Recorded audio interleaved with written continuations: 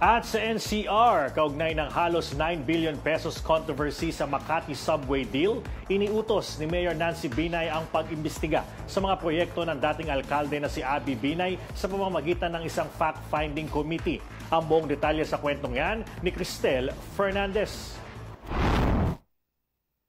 Naglabas ng direktiba si Mayor Nancy Binay na bumuo ng fact-finding committee para imbestigahan ang lahat ng proyektong ipinasok ni dating Mayor Abby Binay.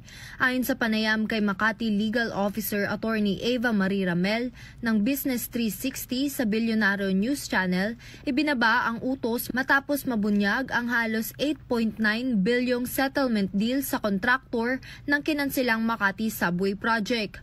Dagdag pa niya, 8 araw bago matapos ang termino ni Abby, pinasok ng dating alkalde ang kasunduan na nag-oobliga sa lungsod na magbayad kahit hindi natuloy ang proyekto. Highly suspicious umano ang timing, sabay kinumpirmang inutos na ni Mayor Nancy ang pagsusuri hindi lang sa subway deal kundi sa lahat ng PPP projects na nilagdaan ng nakaraang pamunuan.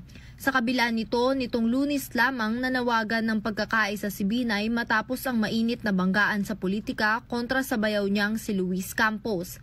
Sa harap ng mga opisyal at kawani ng City Hall, hinikayat ni Binay ang lahat na isantabi ang politika at unahin ang pagkakaisa. Anya, mas malaki ang nagbubuklod sa kanila kaysa pumapagitna. Ito ay sa kabila magwagi ni Binay laban sa asawa ng kapatid niyang si Abigail Binay na tumakbo pero biguring makapasok sa Senado.